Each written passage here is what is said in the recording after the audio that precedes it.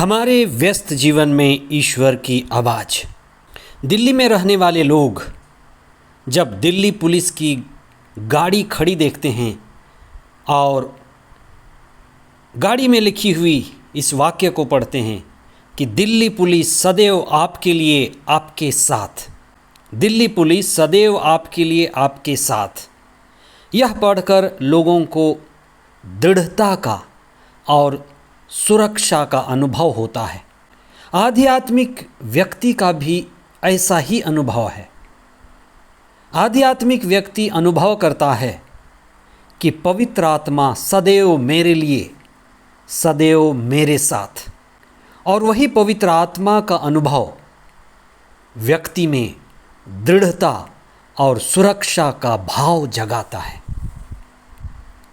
आगमन का 6वां सप्ताह सोमवार 15 मई 2023। पहला पाठ प्रेरित चरित अध्याय 16 पद संख्याएं 11 से 15 तक और संत यूहन्ना का सुसमाचार अध्याय 15 पद संख्याएं 26 और उसके आगे अध्याय 16 पद संख्याएं 1 से 4 तक। जब भी हम निस्वार्थ, सही, ऊंचा और श्रेष्ठ कार्य करते हैं तब ईश्वर विभिन्न रूपों में हमारा साथ देते हैं।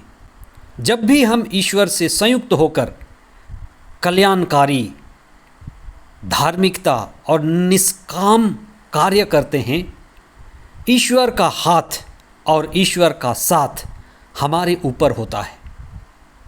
वास्तव में आध्यात्मिकता का मार्ग ईश्वर को पूर्णता समर्पित होकर धार्मिकता और सच्चाई के कार्य को जारी रखना है। अतः जब भी हम ईश्वर को समर्पित होकर उसकी मर्जी पूरी करते हैं तब हम कार्यकर्ता नहीं होते। वास्तव में ईश्वर कर्ता होता है, हम सिर्फ माध्यम होते हैं। ईश्वर का आत्मा, पवित्र आत्मा हमारे हाथों के द्वारा, हमारे जीवन के द्वारा, हमारे द्वारा कार्य करता है। आज के पहले पाठ में पहले मसीही समुदाय के बीच काम करने वालों में पौलुस, बरनाबस और फिलिप और दूसरे शिष्य भी पवित्र आत्मा द्वारा संचालित होकर विभिन्न स्थानों में जा जाकर ईसा के जीवन और ईसा के शिक्षा का साक्ष्य दे रहे थे। लोगों के बीच ईश्वर के मुक्ति कार्य का संदेश सुना रहे थे और नई ईश्वर भक्तों का समुदाय निर्माण हो रहा था। लोगों को विश्वास और पवित्र आत्मा का वरदान मिल रहा था। ईश्वर पवित्र आत्मा द्वारा शिष्यों का दिशा निर्देश और समुदाय का संचालन करता था। कई विश्वासी जो ईश्वर के प्यासे थे, मुक्ति पाने के लिए उत्साहित थे, उनको शिष्यों के साथ जुड़ने और पवित्र आत्मा का अनुभव करने का मौका मिला। शिष्यों के साथ रहकर बहुत सारे लोगों का जीवन परिवर्तन, हृदय परिवर्तन, बुराई से अच्छाई और सांसारिकता से आध्यात्म की ओर मुड़ने का मौका मिला। उनमें से कई लोग ईश्वर भक्ति का मार्ग अपनाने लगे। जब भी कोई व्यक्ति आध्यात्मिकता और धार्मिकता की ओर खींचता है तो उस व्यक्ति के अंदर ईश्वर की कृपा और पवित्र आत्मा का वरदान दिखने लगता है। पेंतेकोस्त के आने से पहले हम पवित्र आत्मा के अभिषेक के लिए विशेष प्रार्थना करें। अपने दैनिक प्रार्थना में, अपने दैनिक जीवन में पवित्र आत्मा का आह्वान करें, पवित्र आत्मा की संगति में जीवन बिताएं और पवित्र आत्मा को आत्मसात करें।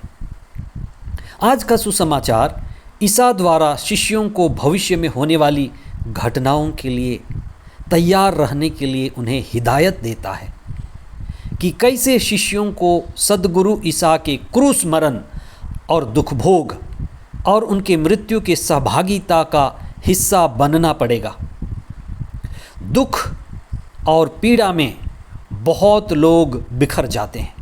दुख आती है, पीड़ा आता है और उससे कई लोग, कितने लोगों का परिवार बिखर जाता है।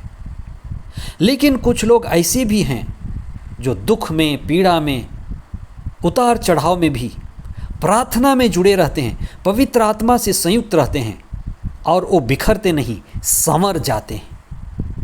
ईसा के शिष्य भी भयभीत होने लगे थे, इसलिए ईसा ने महाप्रार्थना में उन्हें इकट्ठा किया और महाप्रार्थना में उन्हें कहा कि मैं तुम्हें नहीं छोड़ूंगा, मैं तुम्हें अनाथ नहीं छोड़ने वाला, मैं तुम्हारे साथ रहूँगा और पवित्र आत्मा दूंगा जो तुम्हें विचलित नहीं होने देगा।